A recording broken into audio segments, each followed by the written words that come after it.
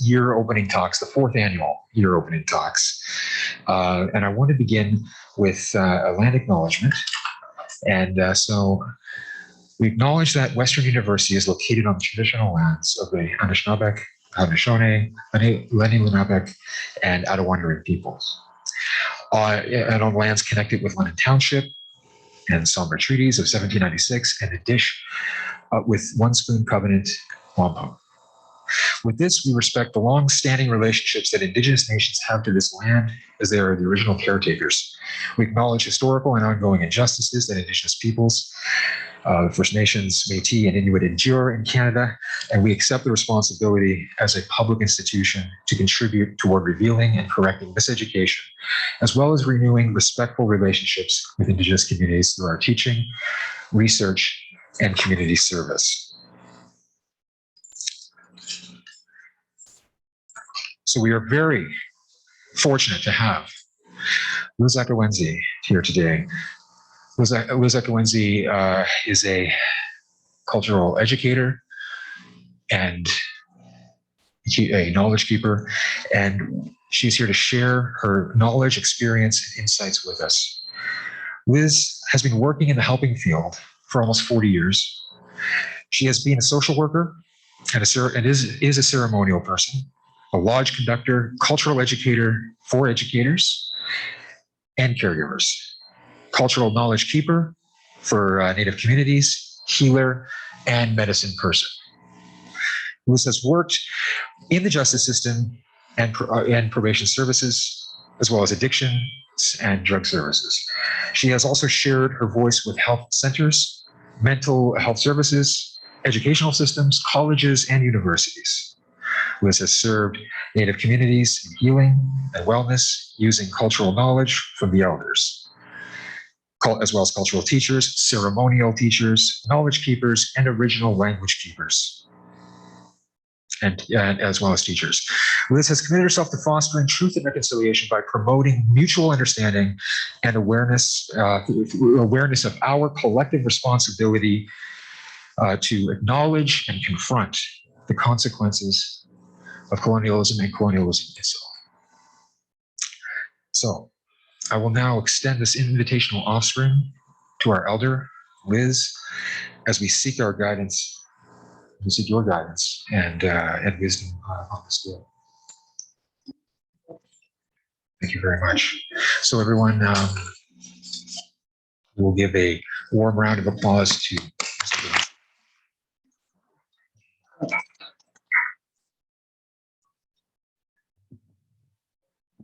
And I feel like I'm not around anyone, so I'm taking this off because it's easier for me to talk. Oh, bonjour. The sitong kadishnikas mashikasto dim. Neo shingaming don't chaban. They yat daily de tonata aga nishna be clean down. Shaganash moswin Liz Akiwenzie. Me got kajam nido from a gishkat. Me got kajam nido from middle bamans and win. Not a motion gajam nido for Shaganash square, Shaganash nana and nini. Not a motion gajam nido for Nishna be clean, Nishna ben and nini. I see me got kajam nido for my life in all that is in it. I see me gotch for my children and my grandchildren. I see me gotch to our title holders, our chiefs, our sub-chiefs, our clan mothers, our faith keepers, our knowledge keepers, our ceremonial people, our pipe carriers, all of those ones that continue to live the natural way, the way that Creator meant for my relatives to live since the beginning of time. I ask you, Gajamnido, shine light and love and healing around my mama as she walks through her world. I see me gotch for all of those ones that stood me up when I didn't know who I was. I give thanks to them for my heart, my mind, my body, my spirit. So with that thought and with that understanding, there is so much to share. I have this much to share and I have this much time with you. And, but I'll do what I can. And for some of you that may know me, know that usually I have a nice flip chart and papers and I'm always writing and drawing and doing those kinds of things because I believe that it's easier for people to see and to understand easier. And a little bit more about who I am. I am Nishnawik. My father comes from the Three Fires Confederacy people. the Odawa, Potawatomi, and Ojibwe people. My mother is Haudenosaunee from Onondaga, the people of the Standing Stone, the Oneida Nation. So she is part of the Six Nations Confederacy people. Two completely different nations. They're not even similar in what it is that they do. But what's similar is our life experiences and what has happened to us. So I share that with you, and it is who my teachers are. My professors were the old ones. The old ones that still spoke the language, the old ones that remembered our teachings, which is our educational system, how we're supposed to be in the world, our interconnectedness to all of creation, and reminding us about where we have come from, and reminding us about our ancestors and what they did for me so I could be here today. So I give thanks to them. And, we can't talk about truth and reconciliation unless we know the history. Got to talk about those things that are uncomfortable, about the oppression, about the mental, emotional, physical, sexual, and spiritual abuse that was done to my relatives for the last 500 years. What was stripped away from us, our land, our language, our ceremonies, our medicines. We were punished constantly from one generation to another. And how interesting that is, that this is the year 2021. And since 1492, Native women have been gone, missing and murdered. And the first human trafficker was Columbus. And he was the first abuser to Native women and to children. 2020 and 2021, and it's still happening to us. That we as Native women, as the original women of this land, have been not believed, not seen, not heard, not understood. And the narrative that has been put out there in the world from the educational institutions, from the justice system, from the churches, the health system, all of those systems that were created by the white people that came to my land. And the narrative has been for 500 years to get rid of us. There's documentation that sits in Ottawa that says get rid of the Indian problem.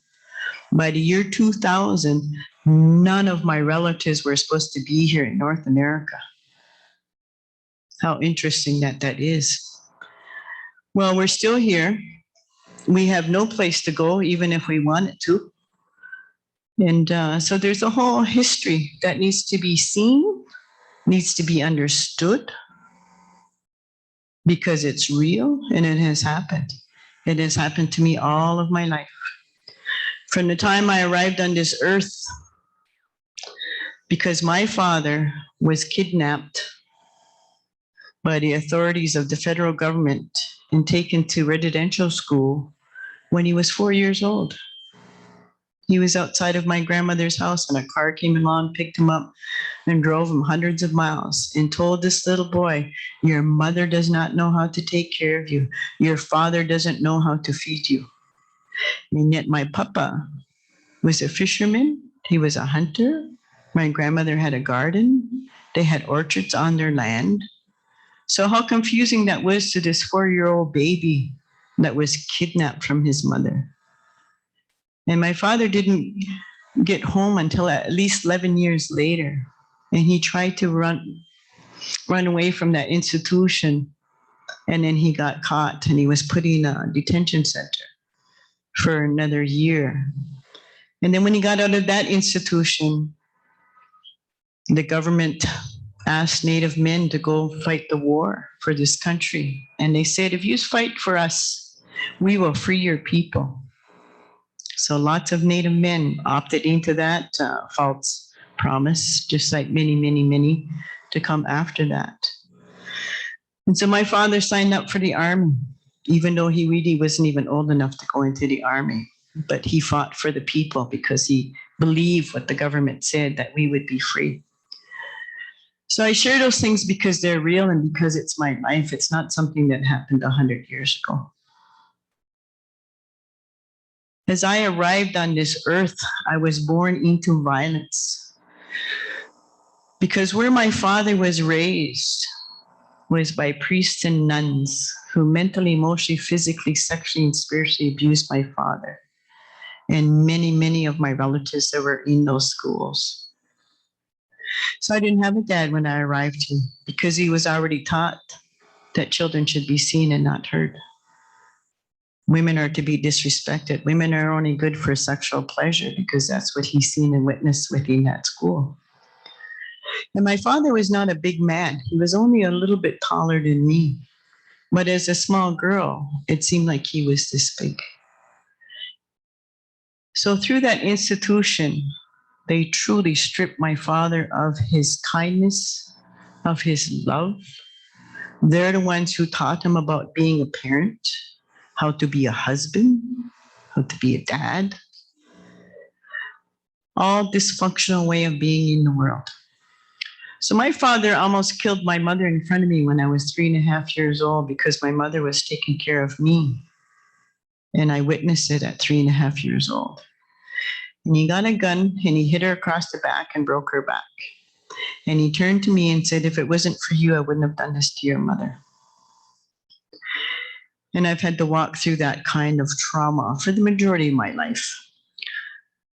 But through my relatives who know the language, know the medicines, know the teachings, know our ceremonies, they are the ones that empowered me to get to the other side of that trauma. Am I a victim? Am I a survivor? No, I'm me. I'm Anishinaabe. That is who I am. And but it did play a huge role as I walked through the world. The educational system, I was forced to go to a Catholic school, not by choice. My mother was forced to send us there. And my mother was a part of the United Church, who was just like up the road from where I lived. And I had to walk a mile to go to school because we weren't allowed to go on a bus. Because my father was Catholic, we were forced to go to that school. And I can say with a great deal of truth and honesty, from the time I entered that school until I left, there was not one safe day for me.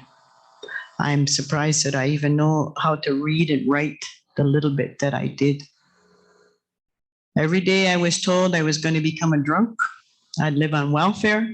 I'd have a whole bunch of kids and I'd never have a job. Never understood that when I was that little girl, hearing these so people of God telling me this on a regular basis. I got slapped, I got hit, I got kicked, I got hit with wooden rulers on my hands because I printed over the line just a little bit. I got slapped across the back of my head because they colored a tree purple instead of green. I was told I was a stupid Indian girl on a regular basis. All of those things happened. I was 6 years old. And then I got distraught because this other girl was fighting with me and I scratched her hand. So she went to the principal and showed her hand that I had scratched them. So the principal stood me in front of the class and strapped me with a strap about that long and about that thick, 10 times on each of my hands. And I had to live with that kind of trauma for a very, very long time in my life, until I got older and started learning about our cultural ways of being and being able to ask those ceremonial people to help me to heal from that trauma. We were never encouraged to read and write. We were never encouraged that we could be anything, because the intent and the narrative of the church and the educational institution was to kill us. It's been the narrative since the beginning of time, since 1492, I should say, not the beginning of time. My people have been here since the beginning of time. We did not come across the Bering Strait. We have been here. This has been our homeland for thousands and thousands of years. And because this man got lost coming across the ocean, and every time he seen somebody that had brown skin, they called us Indians. Well, we're not Indians. We are Nishnawbek. We are Hungwe. And I can honestly say, I have a friend who is from that place, who I have a great deal of respect for. So we're not Indians. And I went to another place on an island, and I asked the people who lived there, and they told us the same thing. Yeah, Columbus came here and called us Indians, and we're not Indians either.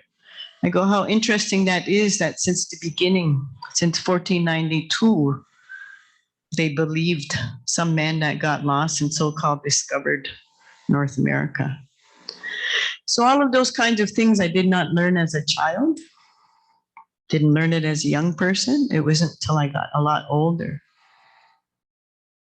and start learning the history of the settlers, and had lots of questions about that, but nobody could ever really give me an answer. Everything that they wrote about us in those books, all negative connotations about who we were, and that they came and saved us because we were savages and we didn't have anything and we were poor. We were the richest people in this homeland, in North America. We had our language, we had our songs, we had our dances, we had our medicine people, we had our ceremonial people. Women were held up here. And through time, Native women went to the bottom of that line. Women are the life givers. We are the ones that carry life. We are the ones that give life. Creator, Gajamnido, higher power, is the other one that can give life. We as women are the first teachers.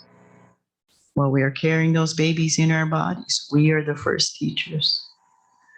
We are the nurturers for self, family, community, and nation. We are the leadership for self, family, community, and the nation. We are the spiritual foundation for self, family, community, and the nation. So the original women were always held up here, and their children were beside them. And it was the men that protected the women, the children, and the land. And how we have almost lost that through all of the oppression and the colonization and all the negative narratives that has been put out there in the world. And it's time that it needs to change. It needed to change a long time ago. It should have changed when I was small, but it didn't. I acknowledge all of my relatives in all of those educational institutions. All those ones that got murdered, that got sick. All those ones that they are digging up from the earth now. And that was a prophecy that was told to me 38 years ago by an old man who couldn't speak English, could only speak Nishnawbek Moswin. What a powerful vision that old man had. And I'm so glad I was there to hear it. The other thing that old man told us, and he was one of our spiritual leaders. He talked about you drink bottled water. I couldn't fathom that back then. He said there would be tsunamis, earthquakes, mudslides. It would be cold where it was warm. It'd become warm where it was cold. All of those prophecies. But what he told us back then, he says we need to pick up our bundle. And what that means, to pick up our bundle, is to learn about our medicines, our ceremonies, learn our language, learn our teachings. Because those other three nations of man are going to come and ask us, how did we get well? That old man also told us about the sickness that's happening today with that virus. But he says mankind's going to create that. He says, but our people will know the medicines to be able to heal that. And we do, and we have. And we continue to do that. So we have always had a way of being in the world. We just never had the power, because the settlers had more power than us. Everything that has been created in this country, all the systems that have been created, was to exclude us. The narrative was always to kill those Indians. It always has been. even to this day. Let's get rid of them. They're in the road. You know, we need to take over their land and we need to build all of these big buildings so that the rest of the people can prosper from that. And even this word Canadian, I'm an educator. I sit with a lot of people of all ages in different places. And I sat with a group of 40 young men. They were like 12 and 13. I asked them, who are you? The majority of them said, I'm a Canadian. And I says, well, what nation are you from? I'm a Canadian. Canada doesn't have a nation. And there was one Hongwe boy that was sitting in that group. That young boy stood up and he said his name in the language, told me his clan, told me where he was from. And I says, oh, my relative, because we're from the same clan. And that young boy stood up and he was just so happy. Amongst all of those settler children, he's the only one that stood up and can say where he is from, his original name, who his people were. So I thought that was really interesting that these young kids are even told in their educational institutions or in their family or in their circle that their nation is Canadian. Interesting thought or interesting belief. I am not a Canadian. I am Nishnawlik. I am Hongwe. I know who my father is. I know who my grandfather is. I know who my mother is. I know who my grandmother is. I know all of my relatives on both sides of my parents. And I know who they are.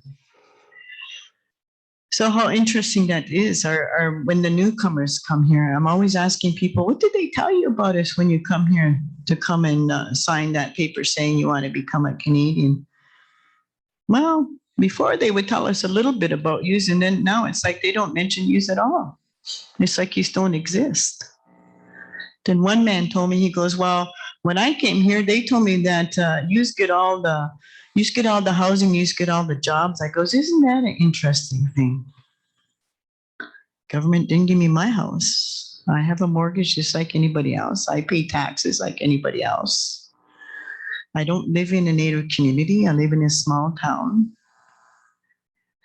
But that is really, in essence, in the Indian Act, as a Native woman, I am not allowed to own land. I'm not allowed to own a house. So the federal government, that is law. It is a living document today. So legally, the federal government can come and take my house away from me and my land. My thing is, try it, because you're going to have to kill me, literally, and my children. How interesting that is. So even when the Indian Act was created, it was definitely about get rid of the women. So all of those systems knew if you destroy the women and take their kids away from them, you destroy the family, you destroy the community, you destroy the nation, and you make that nation weak. And yet everybody comes from female. So when all of these systems watched how we as Native women were treated back in the day, they knew that that's how we're going to get rid of them. That's how we're going to weaken them. And then we'll divide them. So all up this lake, all Nishnawlik people, all these little Native communities, reserves were not created for us to prosper. They were not created so we could have our language and our ceremonies and our songs and have our natural way of life. Reserves were created to kill us and to separate us. What's the best way to destroy people? Separate them, make them weak, and don't allow them to leave their space where they live in. Imagine any of you living wherever you live right now, but you can't leave your house unless you get a piece of paper from somebody. Where are you going? When are you going to come back? And if you don't come back on that time or that date that's on that paper, you're going to go to jail or you're going to get killed. So the Indian Act played a huge role on that. And then they called them the Indian agent. And he had all the power. And it usually was a white man. And he got his direction from the Catholic Church and the federal government. The Catholic Church and the federal government worked side by side. Their narrative was to kill us, to get rid of us, for us not to be here. because they're going to prosper, because land is money, money is land, and that's business, and that's how we're going to prosper. In different territories, whoever the Indian agent was in that Native community, I will guarantee you that they are the biggest landowners in that territory. In my community, outside of my community, there's a name that's very prominent in the territory I grew up in. And I asked my mom one time, I goes, do you remember that man being the Indian agent? She goes, that name sounds familiar. She goes, I think so. I was just little, but I remember my parents talking about that man. I goes, isn't that interesting that all up outside of our community, that name is so well known that they're big landowners. So all of those things play a role in what is happening to Native people, what has happened to us. And yes, it's like, this thing around, well, we can't make white European settlers uncomfortable. Why not? I've been uncomfortable for 500 years in my own homeland. I've been made uncomfortable from the day I arrived on this earth. I've been made to be ashamed. I have been called down. I've been yelled at. I've been harassed by police. I've been harassed by all kinds of different people out there in the world. By the pure fact that I showed up, by the pure fact of the color of my skin. So feel uncomfortable. I'm sorry, but I have no thought about that. Creator made you who you are. Whatever color we are. And when people say, well, I don't see color, you're full of crap. What's wrong with seeing color? See me, I have brown skin, and I'm very proud of my brown skin. I'm very proud of who I am. I am not going to be ashamed ever again. I'm not that little girl anymore that somebody can say something to me and disrespect me with their actions, words, or behavior. That needs to change. How interesting that it is. When I first went to our original ceremonies, where the old ones were, and they sat what we call our lodge, to sit on Mother Earth in our sacred place. And the grandmother stood up and they talked about the white man, the yellow man, the black man, and the red man. And they said they all sit on Mother Earth and they all come with a purpose. They all bring their gifts. And that what connects us is that we have a heart, a mind, a body, and a spirit. It was not meant for one nation to overpower other nations of people and take over somebody else's home in their land. That was not the way that it was supposed to be. And now some of our older ones, they'll say, yeah, well, those white European settlers, they've had 500 years to prove how they're going to conduct themselves on Mother Earth. They didn't do a good job. How interesting that is. I have grandbabies that are half Native and non-Native. And my grandbabies who have a white mother are still going to know and understand this history. My granddaughter has red hair, blue eyes, and very white skin. But she knows and will continue to know and to learn the history about what has happened to me, her grandmother. And she'll learn about our dances and our songs and our ceremonies because that's her right. That is my grandbaby. She has a right to know that part of who she is. And my wonderful little grandson, Noah Den, he's got blonde hair and blue eyes, the sweetest young man ever on earth. Those two can dance our dances, dressed in their traditional regalia. And they will dance beside me as their grandmother. So those things are important. So more that my relatives step into who they are, talk about the history, heal from our history, heal from the mental, emotional, physical, sexual, and spiritual abuse that was put in our pathway. My brother, who was a awesome singer, what we would call our big drum, he was also a grass dancer, which is one of our traditional dances. My brother was sexually abused by a priest in my community. By the time my brother was in his middle 30s, he committed suicide. And he had a son that was 9 months old. And what he said, I would rather not be here because I'm scared I'm going to do to my son what that priest did to me. And what my brother said the day before he died, he says, you know what, sis? He goes, I'm glad somebody's finally talking about this. And the next day he committed suicide. His pain was too great. He says, it doesn't matter to me, sis. He goes, whether I'm drunk, sober, or stoned, that man is always here, disrupting my life. My sister and I, Okitadakwe, who was in Creator's World, two of us confronted that institution. And they did everything that they could to keep us quiet.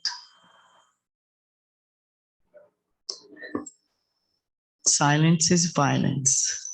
If anything I have learned that from the original men that I got to sit with is all of us healed through that trauma. And there's great truth to that. Silence is violence. Being quiet when you see something wrong happening, it is all our responsibility.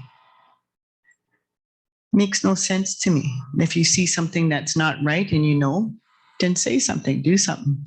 But I know the systems are equipped that if you do that, you'll get undermined, you'll get fired, you'll get pushed out, you'll get backlogged. There's all kinds of underhanded, deviant things that happens to people when they start to stand and speak the truth. But this is my life. This is my story. This is my homeland. I did not come from no place else. When you think about North America were all brown people. Central America, all brown people. South America, all brown people. How interesting that is when you think about all the Americas are all brown people. Or we would say red people, the red nation. So our relatives would say, those other ones, they are our relatives because they too come from the red nation. How interesting that is if I could have learned and understood that when I was a child. What was I taught about Vikings? Didn't know what the hell a Viking was. I didn't even know what an ocean was. Who was going to show us that? We weren't even allowed to leave our community, let alone what is an ocean, what is a Viking? Who is this Dick and Jane that have perfect clothes and a nice house and a dog and perfect parents in these books? It made absolutely no sense to us. But we were forced to. And I can honestly say with a great deal of truth, there is nothing good that educational institution or that church taught me. What did they teach me? To lie, to steal, to cheat, to steal, to cover up, don't tell the truth. And that's what I learned in those 8 years of being in that institution. There was no 10 commandments that was respected. And yet amongst my relatives, we have what we call 7 grandfather teachings.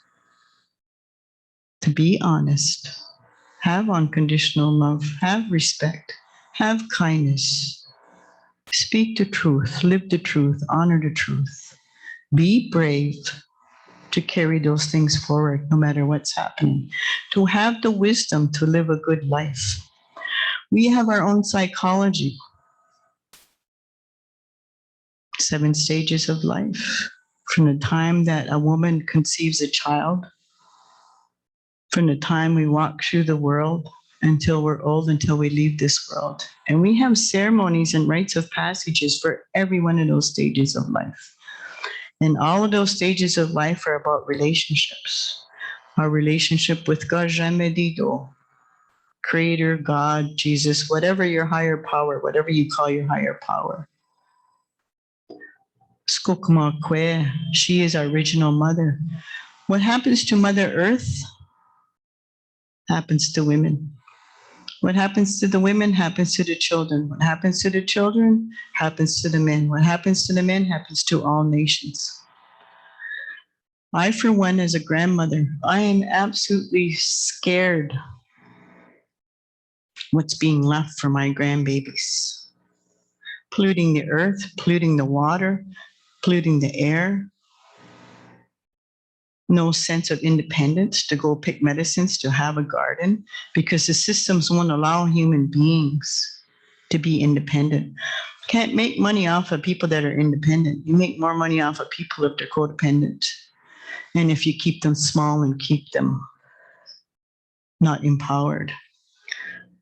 We as the original people in this country are a money-making business. Because there's this narrative that somehow the government gives us everything free. That's not true. What the government doesn't do and what they don't tell you is the truth is all the resources in this country that are exported from the lands, the minerals, the water, the trees, everything that they buy and sell from this country, that money was supposed to be put in trust for us. So this country was built on the deaths and on the backs of Native children that were mentally, emotionally, physically, sexually, and spiritually abused. And everybody else got to prosper except us. Now, what's the big narrative that they say, oh, that you taxpayers pay for us? That is one of the biggest, hugest lies that the federal government constantly puts forth. You do not pay for us. You just get to prosper because of us. You just get to have a better life because of us. Because we never had the power. A young boy asked me, he was about 13 years old, one of my students, and he says, well, how come we didn't take them to court? Why didn't we, sue them? And I says, well, back in the day, a white lawyer could not represent Native families or a Native person. If they did, they got disbarred. So we never had no legal representation. And even if we did, white judge, white lawyers, they would be doing all of their bidding. It was never about us. And another young boy says, well, why didn't we go to Parliament and go fight them? I goes, our people did go there, but they wouldn't let them in. And then my dad, the man that raised me, when he was in council, he went to Ottawa and they tried to have a meeting with the Prime Minister. And I will forever remember the story that my dad told me. They were going around shaking the Prime Minister's hand. It was Mel Rooney who was the Prime Minister at the time. And people were saying, Honorable Prime Minister, I guess that's what you're supposed to say. My dad went up and just said, how you doing, Brian? Shook his hand, walked away. And Brian goes, come back here, I want to talk to you. Who are you? So my dad told him who he was and where he's from. I told my dad, you should have videotaped that, would have been a good one. And another time, the Prime Minister and the people sitting at the political table were trying to challenge our men that were sitting there. And Pierre Trudeau told them, if you don't have your language, you don't have a right to come to this table and ask for your culture. And the men, we had spiritual men there. They were doing what we call one of our sacred ceremonies, which is a pipe ceremony, which we're praying and asking for guidance of our ancestors and Creator and Mother Earth and all of those ones, all the goodness in all of creation. So Pierre Trudeau and Cochin sat across the room and they lit cigarettes. Well, if these are going to smoke your pipe, we're going to have a cigarette. How arrogant and disrespectful that these two men were. And at that point in time, Cochin was the head of department, back then they called it Department of Indian Affairs. So all of those things play a huge role and an impact on how we have been treated in the narrative that was there. Truth and reconciliation. I don't need to reconcile with anyone. But do I carry the truth? Yes, I do. Because I'm a daughter, I'm a sister, I'm a mother, I'm an auntie, I'm a grandmother. I have a responsibility to use my voice to empower the next generations coming behind us. Just like a lot of my relatives that put their life on the lines, like our veterans, like all of my relatives in residential school that were killed and tortured. I've had, and I call it an honor, I have sat with many, many, many of my relatives that were in residential school. I have sat and I know the stories firsthand. I have sat and did ceremony with them, cried with them, helped to empower them. So at least they could have some kind of life after all of that trauma. But some of my relatives will live on the streets. Why?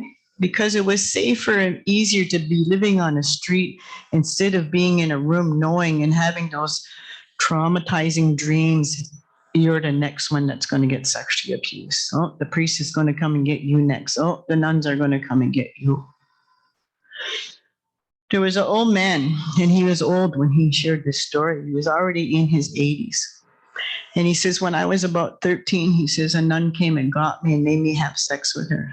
And then she got pregnant. And after she got pregnant and had that baby, she gave birth to that baby, brought that boy into the room, had a tub of water, drowned that baby in that water, gave it to that boy and said, go bury that baby out there. What does that do to a 13-year-old boy? What does that do to his heart, his mind, his body, and his spirit? What did he think about himself? Who is he going to tell? No one. There is no one there. There is no aunties, there's no uncles, there's no parents. And even if you could tell one of your siblings, you would get punished because you're communicating with one of your siblings. I had another woman tell me when she was first got there, and her brother was only like about 5 years old, and she was about 9. And she was standing, and her little brother came running to her because he was so happy to see her, and he went to go hug her, and she couldn't hug him. She just had to stand there. And then the nun came along and took her brother and put him in the closet. And then she also got the belt. They whipped her because they were not allowed to show affection to one another. What did that do to that little boy? What did that do to that girl, to her way of looking at herself? All the young girls that had babies in those places. What about all those babies? So it wasn't a place for education. I still don't understand why they call it a school. They should have just called it a concentration camp where they could abuse children and get away with it. And there has not been one person that has came to my mother and said, we're sorry for what we did to your children. We're sorry what happened to your son. We're sorry that we caused you all this pain. Not one person from that Catholic institution has come to my mother and said sorry.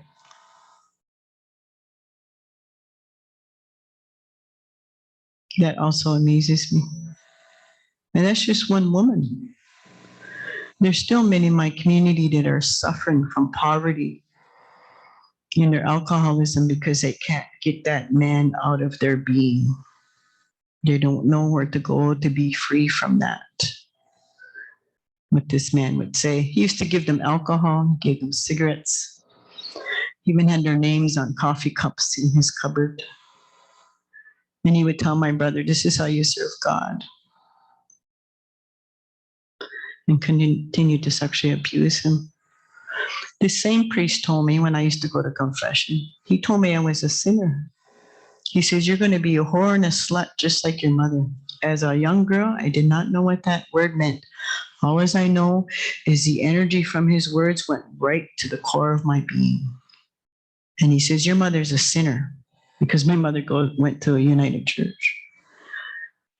And this is the same priest that's sexually abusing my brother behind the altar and calling me a sinner.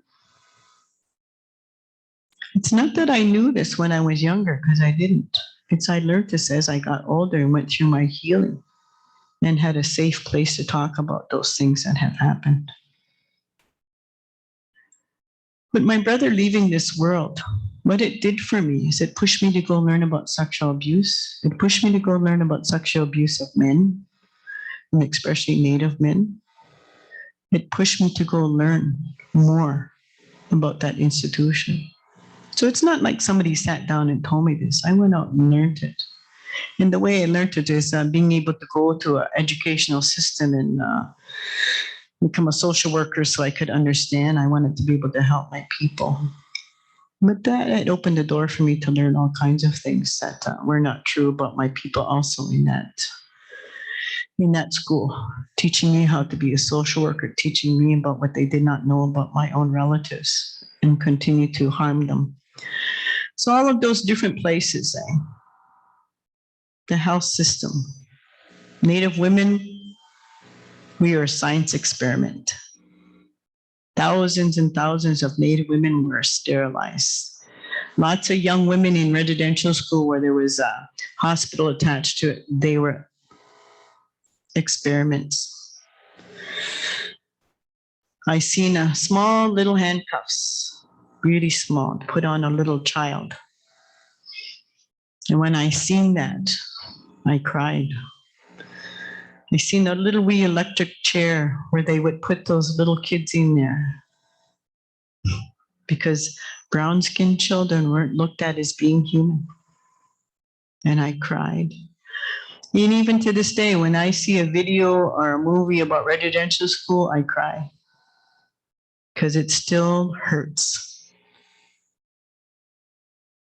And until I leave this world, I will continue to talk about the truth.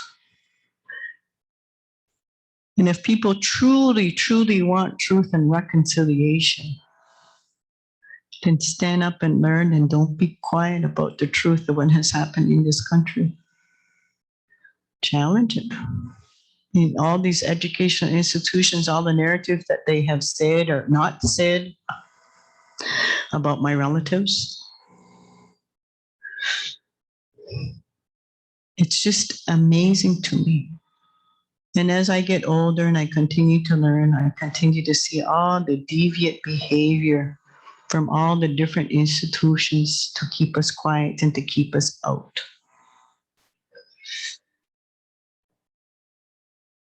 But there's a power greater than us. And as the old people would say, truth shows itself. The old people talk about in all of creation, there's an energy that's going through, and it's about truth time. So people that can either step into their truth and the essence of who they are and all their goodness, or they can continue to hide and not learn about it, not see it, don't hear it, don't look at it. You can do that too. But truth is truth, and truth ain't going away. In this last go around for my relatives with these babies being dug up out of the earth, and I watched a group of my relatives from out west that were carrying those small caskets, and I cried.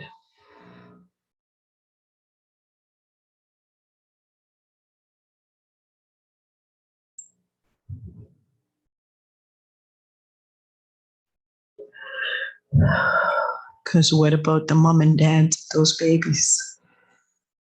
What about those grandmothers and grandfathers of those babies? Never knowing the truth. But how interesting that it is the spirit of those children that have woken up the world. And never again will my relatives be silent. Because it is my responsibility as a grandmother to be a voice for those babies that didn't have a voice. To be a voice for all of my relatives in all of those institutions that didn't have a voice. I made a commitment 40 years ago. The first ceremony I ever went to, when I sat with the grandfathers and the grandmothers and our ceremonial people, I made a commitment. And I told Gajamli Do, I will be a voice for those children that don't have a voice. Didn't fully understand what that meant back then, but I understand it as I walk through the world. So it is time, and I give you a great deal of respect for just coming and sitting and taking the time out of your life just to come and hear a little wee bit about what I'm sharing with you. And of course, me, I can talk like forever. That's why it's like.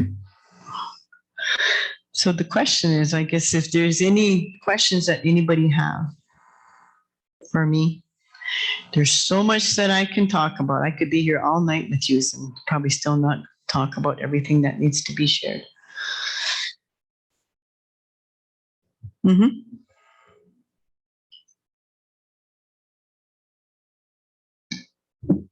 Hi, Liz. Hi. Miigwech for being here today and for coming back to King's. I've had the honor and pleasure of listening to you speak when you used to come here previously to the Student Life Center. So it's nice to see you back here. Thank you. And I recall that prophecy that you spoke about and had forgotten until you mentioned it. But I also remember that you used to speak about this future generation and what it meant to you and how they really inspired you and that a change was coming. So my question is, what would your hope be for this future generation of young people here? To question what you are being taught or not being taught about the original people. We have lots to share and lots to teach, but it needs to be my relatives to teach it. Not to disrespect educators out there, but I've sat in a lot of places. I have sat with all kinds of people that has their doctorate, their master's, and their BA. Not one of them knows or understands how to help my relatives. And my hope and my prayer out to the universe is that the next generation will question and ask why and how come I wasn't taught this. And I get that every place I go, why haven't I been taught this? How come we didn't know this? Well, then question your educational institution, question your boards of education, question your provincial and federal government. Why aren't you taught this? Because the narrative is so strong that they didn't want you to know. They wanted to paint a narrative, them and us, and we are in the road. And we're just a bunch of, they're lazy Indians, they're drunks, they don't know how to work. Why don't you just get a job? I grew up with all of those kinds of words. Can't get a job if nobody's not gonna hire us. And one thing I know about my parents, they were hardworking people. I never had alcohol in my home. My mother worked hard. My house was always clean. My dad worked hard. But the next generation, it is up to you to question because you are going to change it. You don't need to be quiet. You have a voice. You have a purpose to change it, just not for my relatives, but for all children. Abuse is abuse is abuse is abuse. I don't care who's doing it. But the children are being hurt and it needs to stop. It's just time. You know, and the best thing is our bottom line of our cultural way of being is relationships. Everything is about relationships. You want truth and reconciliation, then come and sit with us. You want truth and reconciliation, then move aside and create space and come and sit. In residential schools, those people weren't teachers. They were abusers. And yet when I go teach in different places, I have to prove who I am, where I got my knowledge from. Something needs to change. It needs to be our cultural educators and our cultural knowledge teachers. They're the ones that need to teach in all of those programs. And when I was here, I asked for that. I was here for a few years. And I asked to go into the classrooms. I asked for people to come and sit with me. I offered to have lunch and learns. I offered for staff and students to come. And towards the end, there was a few students. I think that's when you came in. Yeah. And we had great conversations. You know, and I've been told by lots of people, you know, you should be teaching. You should be a professor here. I go, sounds good. But this institution will never acknowledge my Indigenous knowledge. They'll never acknowledge my cultural knowledge. But I'm a darn good teacher. I'm very good at what I do. I believe in everything that I do. I have nothing written down in front of me. So why do you think that is? Because I live it every day. Because it is the spirit and the essence of who I am, and all my ancestors that walk behind me and stand me up. They're the ones that work through me. That is spirituality. And my spirituality is my identity in who I am. and the intent of our way of being, how different it would be if all those other nations come and sit with us. We'll share with you our natural way of being in the world, because our natural way of being in the world is about all four nations of man. The white man, the red man, the yellow man, and the black man all have purpose. So that's still my hope and my dream, come and sit. And you took the time to come and sit with me. That when we sat together and we shared what we shared, that was truth and reconciliation. So thank you for reminding me about what that was, because that's what it is. That's where we're going to have truth and reconciliation. Got to create those relationships. And then people are always saying, well, how can we be good allies? Just be good human beings and keep learning. You hear something or see something that's unjust to the original people, stand up and say something about it. Silence is violence. I have grandbabies. I'm still scared for my granddaughters and for my daughters.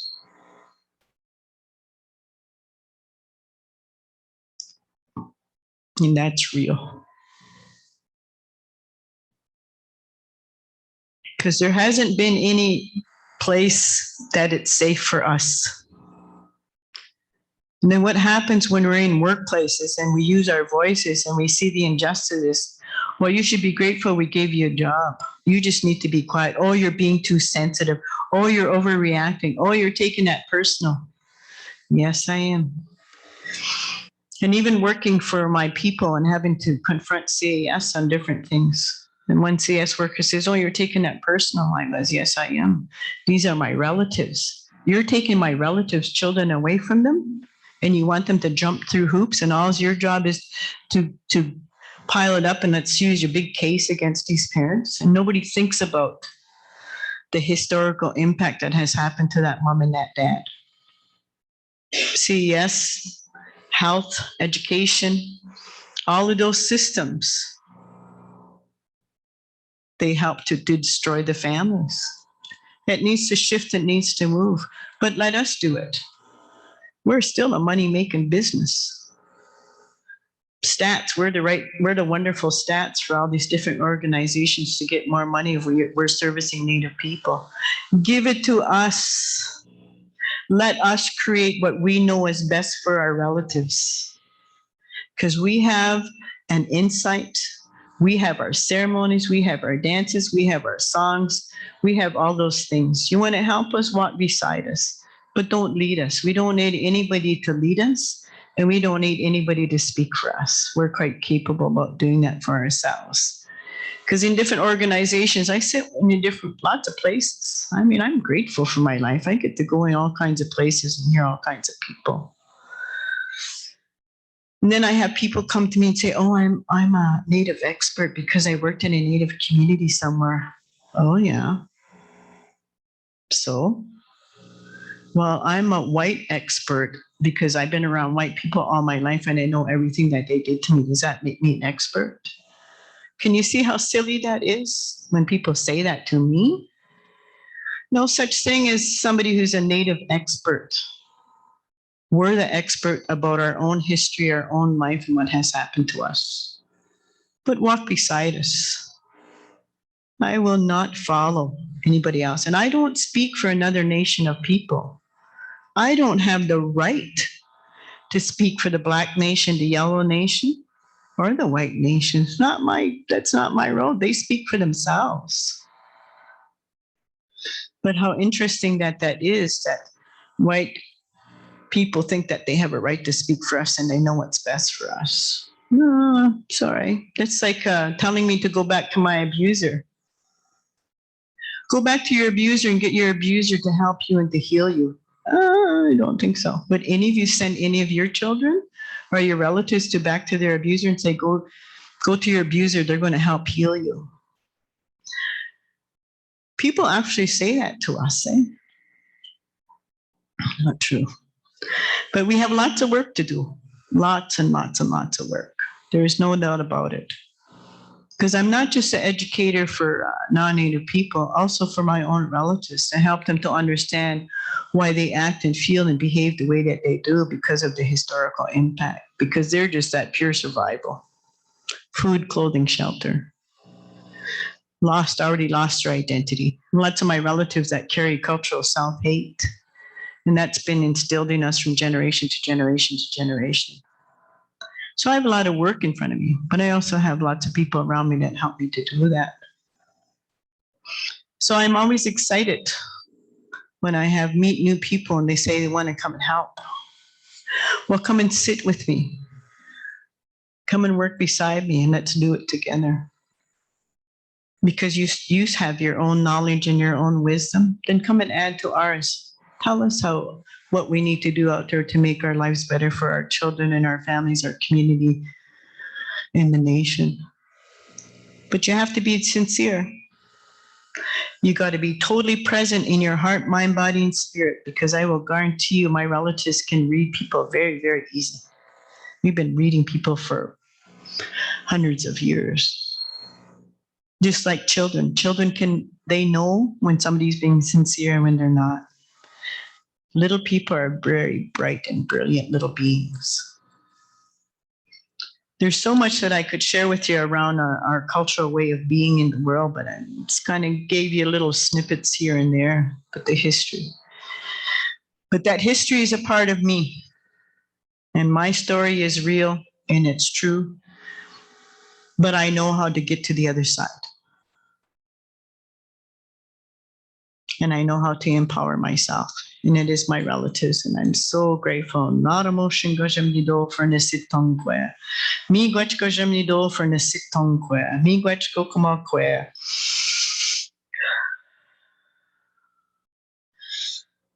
And that's all I can say. I am so grateful for Gajam Nido, my higher power. And when I say Gajam Nido, I see a grandfather and a grandmother so full of love and kindness for me. When I hear the word God, or I say the word God, I see a white abusive man that mentally, emotionally, physically, sexually, and spiritually abuses my relatives.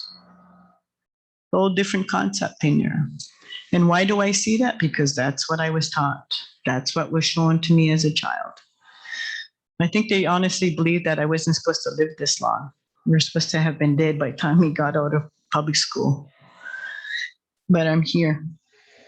And I'm grateful for my life. I'm grateful for my mama, who's the bravest woman in all of creation, who loved me with all of her being.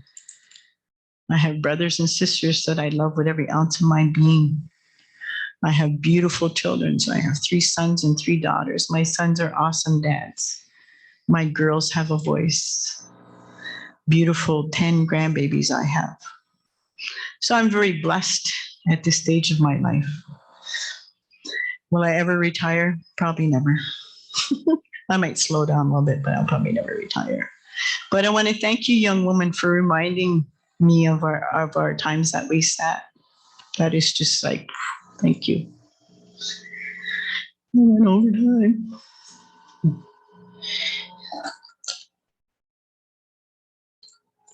Miigwech Yamago. Miigwech means thank you in Ojibwe. Yamagoa means thank you in Oneida. Miigwech.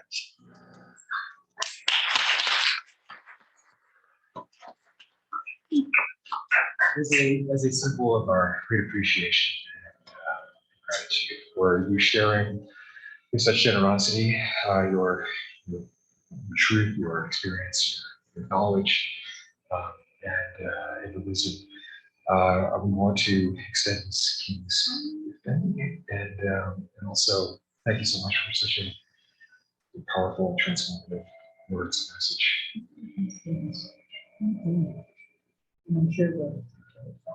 We will encounter each other again. Okay, miigwech yawa.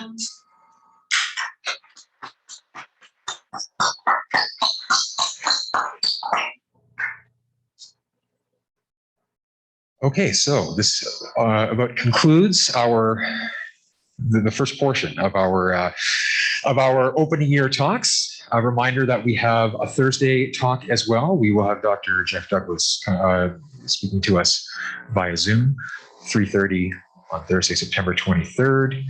So we hope to see everyone there virtually, and I hope everyone can take the opportunity to reflect and think about how we can carry these powerful messages forward in our practice and also as a community.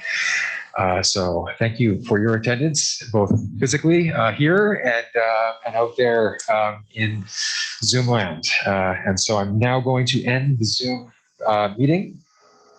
We'll see you all later.